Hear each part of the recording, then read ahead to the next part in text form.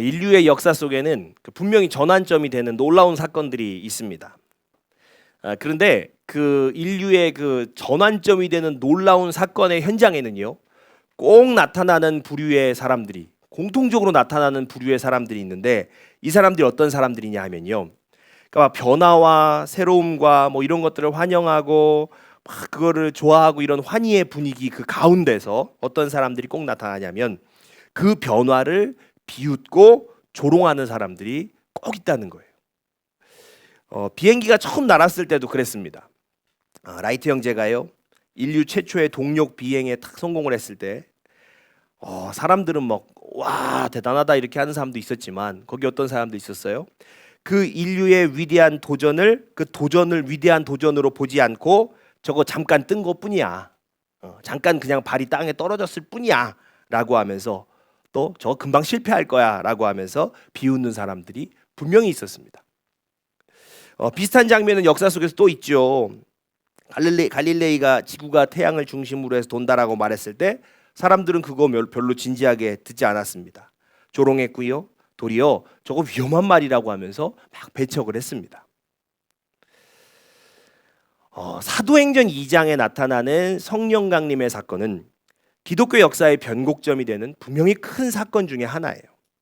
그리고 그 현장에도요, 이 마찬가지의 현상은 동일하게 나타납니다.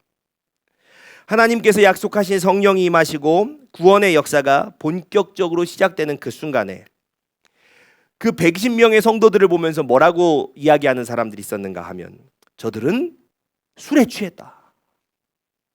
그러면서 성령의 역사를 조롱하고 비웃는 사람들이 분명히 있었다는 거예요. 그러니까 뭐 저 사람들 저 술에 취해서 저런다, 저 사람들 좀 이상하다라고 얘기를 하니까 그 자리에 있던 베드로가 일어나서 청중들한테 이야기를 하는 것입니다. 지금이 아침 9시인데 우리가 술에 취한 것이 아니라는 거죠. 그리고 베드로는 단순히 오해를 해명하는 데서 멈추지 않고요, 이 성령 강림이 어떻게 일어난 사건인지, 이 일을 이루신 예수 그리스도는 누구신지, 하나님께서 그 예수를 통해 십자가의 죽음과 부활이라는 그 구원의 역사를 어떻게 이루어 나가셨는지를 차근차근 긴 설교를 통해서 설명을 해나가는 거죠. 그리고 베드로의 그 설교의 그 진짜 마지막에요, 청중들에게 사실은 너무나 충격적인 메시지를 던지는 거예요. 자, 이 성령 강림은 이렇게 일어난 거야. 예수 그리스도는 이런 사람이야. 이 죽음과 부활이라는 것은 이런 메시지야. 이렇게 쭉 설교를 한 뒤에, 그리고 마지막에 아주 충격적인 메시지를 던지는 거예요. 그런데 이 예수를 십자가에 못 박은 주체가 누구냐는 거예요. 막연하게 누구의 책임으로 돌리지 않습니다. 베드로는 정말 직격을 해요. 너희 이스라엘 온 집이라고 분명히 이야기를 합니다. 예수를 죽인 책임이 바로 지금 이 자리에 서 있는 너희들이라고 분명하게 선언하고 있는 거죠. 굉장히 충격적인 얘기예요. 그런데 이 충격적이고 막 직설적인 이 메시지 앞에서 그 반응이라는 것이 굉장히 의외예요. 의외의 반응이 튀어나옵니다. 이 메시지에 대해서 청중들이 분노하거나 반발하지 않아요. 예수를 죽인 주체로 너희들이 그랬어 라고 하는 이 메시지 앞에서 변명하지도 자리를 떠나지도 않습니다. 도리어 그들의 정말 의외의 반응은 어떤 것이냐면, 오늘 사도행전은 이렇게 기록을 하고 있습니다. 사도행전 2장 37절 말씀을 세 번역으로 보겠습니다. 자, 같이 읽겠습니다. 시작. 사람들이 이 말을 듣고 마음에 찔려서 형제들이여 우리가 어떻게 하면 좋겠습니까? 하고 베드로와 다른 사도들에게 말하였다. 아멘. 예수를 거부했던 사람들이 베드로의 이 메시지, 베드로의 그 설교를 듣고 마음에 가책을 느낀 거예요. 양심의 가책을 느낀 겁니다. 그리고 물어보는 거죠. 우리가 어떻게 하면 좋겠습니까? 우리가 어떻게 해야 합니까? 베드로는 그 군중들에게요, 두 가지를 명령을 해요. 두 가지를 명령합니다. 회개하고 각각 예수 그리스도의 이름으로 세례를 받으라는 거예요. 그리고 베드로의 이 말을 들은 군중들은요, 그 자리에서 회개하고 세례를 받습니다. 사도행전은 어떻게 기록합니까? 이날 신도의 수가 3,000명이나 늘어났다고 기록을 하고 있습니다. 많은 메시지에서, 많은 설교에서요, 베드로의 이 설교를 통해서 회개하고 돌아온 3,000명이, 이 3,000명이 돌아왔다는 이 숫자에 굉장히 집중을 하게 됩니다. 거기 그 부흥의 사건에 주목을 하죠. 자, 그러나 하나님께서요, 오늘 우리에게 집중하시는 지점은 3,000명이 아닙니다. 그 후의 이야기예요. 이날 모인 3,000명의 사람들이 세례를 받고 예수 그리스도를 믿는 믿음 안에 들어왔어요. 자, 그런데 문제가 있습니다. 어떤 문제가 있어요? 회개를 하고 세례를 받고 그리스도인 되었지만 이제 어떻게 살아가야 하는지를 전혀 모르고 있다는 거죠. 내가 예수 믿었어요. 그런데 이제는 그럼 내가 어떻게 살아가야 하는가? 그거에 대해서는 전혀 알지 못하는 상황이었다는 거예요. 그래서 사도들은요, 이 새로 믿게 된 사람들을 가르치기 시작했습니다. 그리고 오늘 본문 42절은 사도들이 성도들에게 무엇을 가르쳤는지, 어떻게 살아가야 하는지를 어떻게 가르쳤는지 분명하게 기록을 하고 있어요. 자, 사도행전 2장 42절입니다. 같이 읽습니다. 시작. 그들이 사도의 가르침을 받아 서로 교제하고 떡을 떼며 오로지 기도하기를 힘쓰니라. 아멘. 그날 예수 믿은 그 사람들에게 사도들이 가르친 것은 복잡한 내용이 아니었어요. 아주 간단한 내용입니다. 정말 너무 단순하지만 아주 분명한 메시지였어요. 세 가지를 가르쳤습니다. 서로 교제하는 것, 떡을 떼는 것, 그리고 기도에 힘쓰는 것. 이 세 가지를 가르쳤습니다. 전혀 복잡한 내용이 아니었어요. 이 세 가지가 초대교회 공동체의 일원이 된 사람들에게 사도들이 반드시 붙들게 한 신앙의 기초입니다. 즉, 이 기초는 교회 공동체를 유지하는 핵심이었던 거예요. 교제하는 것, 떡을 떼는 것, 기도에 힘쓰는 것. 자, 그렇다면요, 이 사도들이 가르친 이 세 가지의 이 신앙의 기초라는 것이 초대교회만 해당하는가? 그렇지 않다는 거예요. 오늘 이 시대에도 교회를 교회되게 하는 아주 핵심적인 기초가 바로 여기에 있다는 거예요. 여러분, 하나님께서는 오늘 우리에게도요, 이 신앙의 기초를 분명하게 가르쳐 주시기를 원하십니다. 자, 우리가 이 메시지를 좀 같이 살펴보겠습니다. 먼저 사도들은요, 서로 교제하라고 가르쳤어요. 교제하라.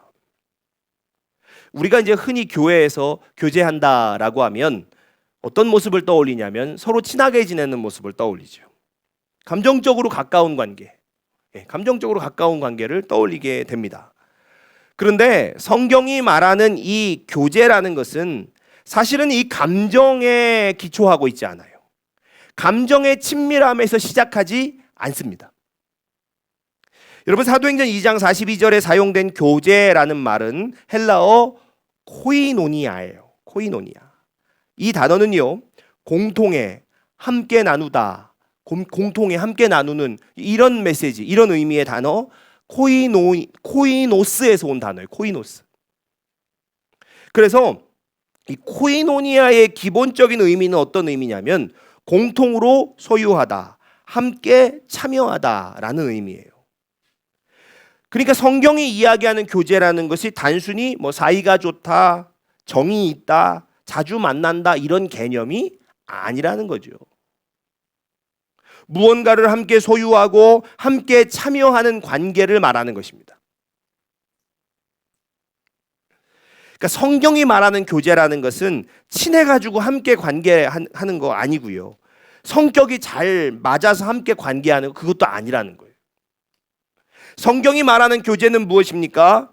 우리는 같은 복음을 소유했고 같은 하나님을 섬기며 예수 그리스도라는 같은 몸에 속해 있다는 사실 위에서 함께하는 관계인 것이에요. 그래서 그리스도인들은요, 성격으로 묶인 사람들이 아니에요. 복음으로 묶인 사람들입니다.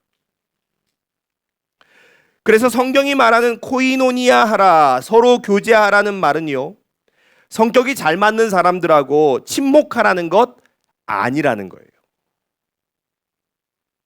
서로의 성격과 기질이 다른 것, 이거 아무 상관이 없습니다. 성도 간의 교제는 성격이 맞고 안 맞고가 기준이 아니라는 것이에요. 여러분, 성격이 잘 맞는 사람은 교회 밖에 많이 있습니다. 그러니까 성격 잘 맞는 사람은 교회 밖에서 많이 만나시면 됩니다. 많은 경우가 성경이 말하는 교제를 잘못 이해하고 있기 때문에 교회 모임이 친목회처럼 편하고 즐거우면 이거 교제 잘하고 있다라고 착각하는 거예요. 특히 관계 중심적인 성향의 사람들이 교회 모임을, 이 교회 공동체를 친목화하는 것을 굉장히 중요하게 여기죠. 그러나 성경이 말하는 교제는 같은 복음을 소유한 자들과 함께 하라는 것이에요.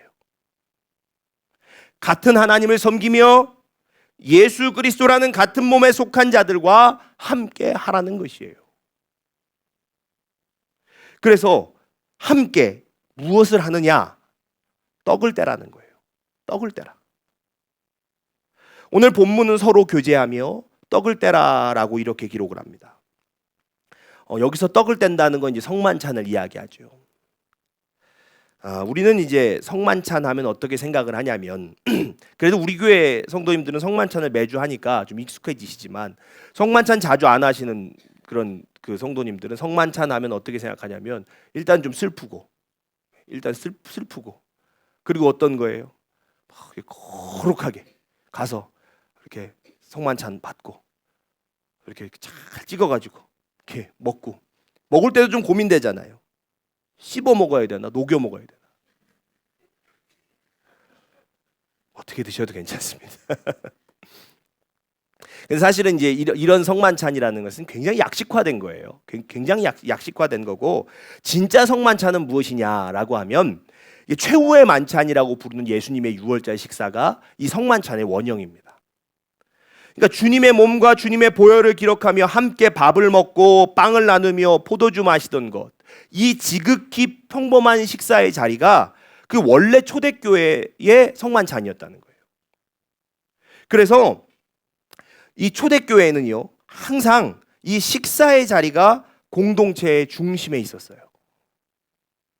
함께 밥을 먹으며 주님을 기억하는 것, 이것이 떡을 떼는 것입니다. 그래서 우리 교회는요, 매주 성만찬을 하죠.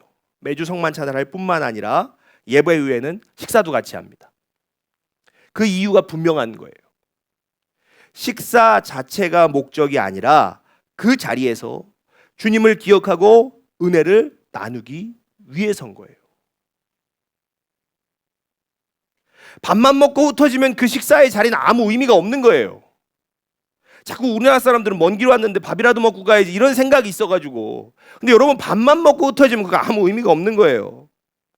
그러나 함께 식사하면서 주님을 기억하고 오늘 받은 은혜를 서로 나누는 그 순간, 그 자리는 코이노니아, 곧 진정한 교제의 자리가 되는 거예요. 여러분, 이런 자리에서 누가 나와 잘 맞는가 안 맞는가, 이건 아무 상관없는 얘기입니다. 나는 나의 성향과 기질대로 오늘 받은 은혜를 나누는 거예요. 저 사람은 저 사람의 성향과 기질대로 그날 받은 은혜를 나누면 되는 것입니다. 중요한 것은요, 예수를 이야기하는가, 예수를 기억하고 있는가, 그게 중요한 거예요. 여러분, 함께 식사하면서 은혜를 나누는 일, 이거요, 교회가 반드시 붙들어야 할 아주 핵심적인 요소입니다. 그래서요, 사탄은 이 코이노니아의 본질을 흐리려고 해요. 흐리려고 합니다. 이 식탁의 교제를 자꾸 왜곡하고 변질시키는 일, 이게 사탄의 정말 교회를 무너뜨리려고 하는 전략 중에 정말 큰 전략 중에 하나라는 거예요. 사탄은 예수를 이야기하고 은혜를 고백하는데 집중하지 못하게 합니다.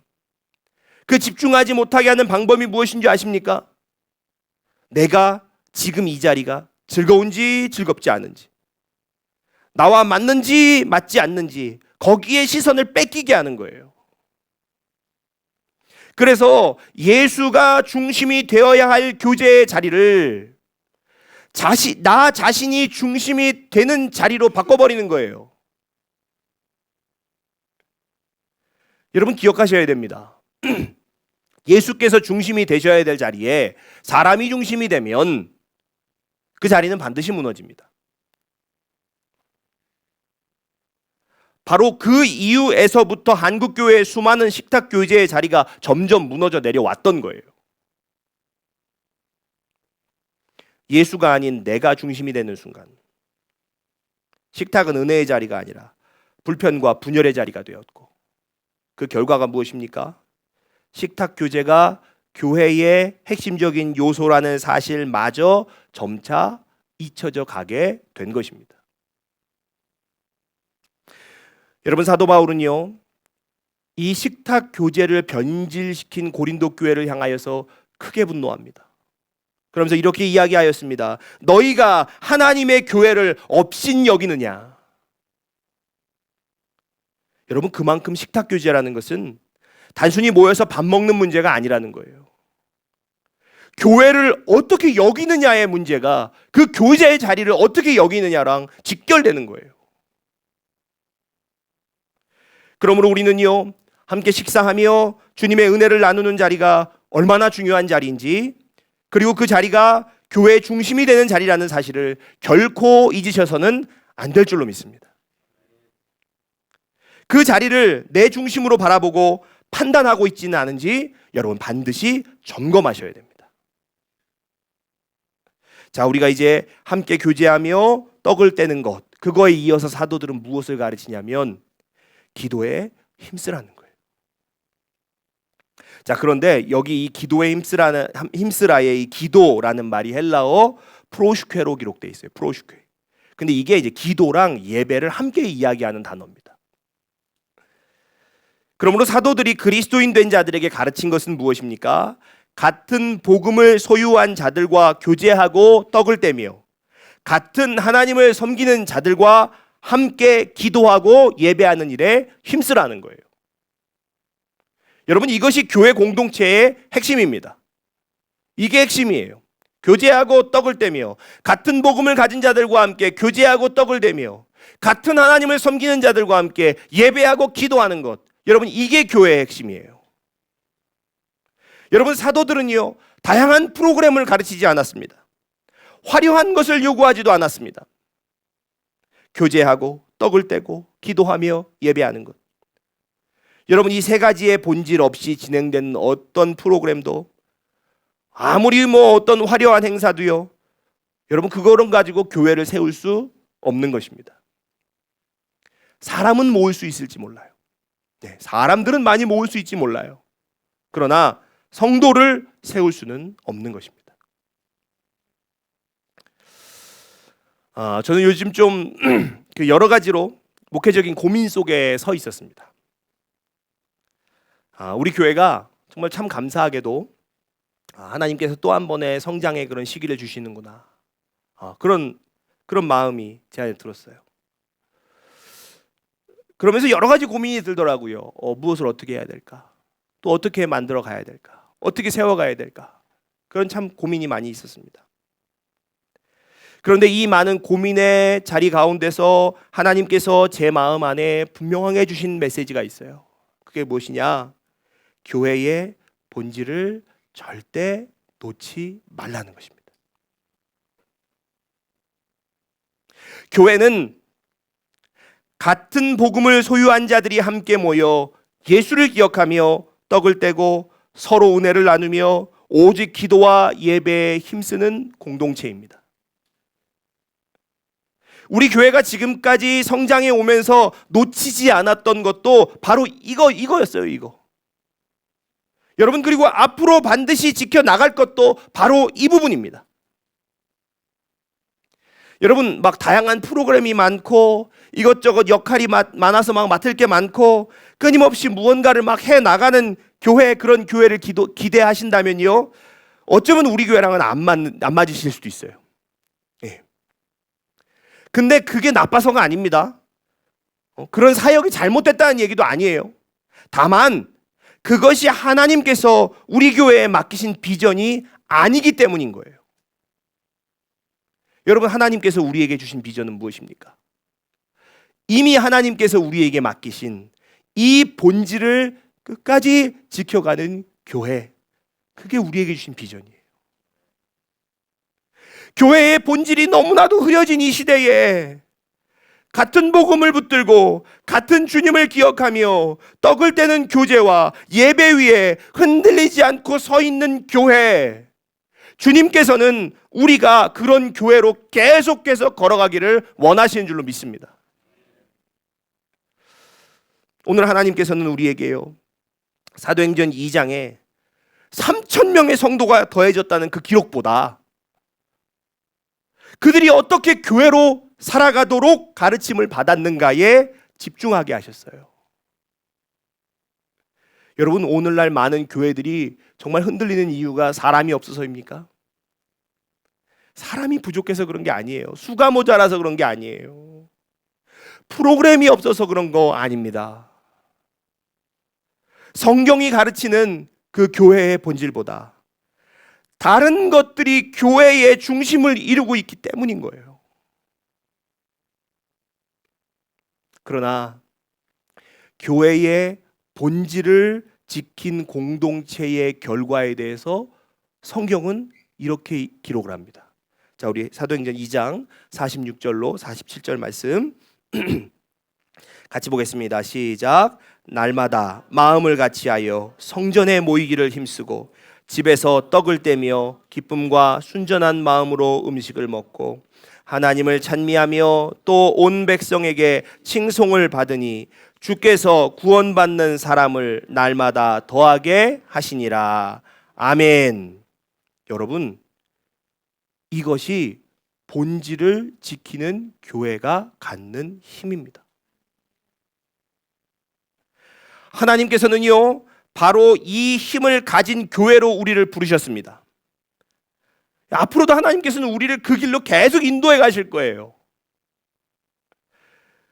그 놀라운 하나님의 일하심을 함께 경험하실 수 있기를 주의 이름으로 축복합니다. 그 하나님의 놀라우신 일을 함께 경험하시는 우리 기쁨의 집 공동체가 되시기를 주의 이름으로 축복합니다. 아멘. 우리 같이 찬양하고 기도하겠습니다.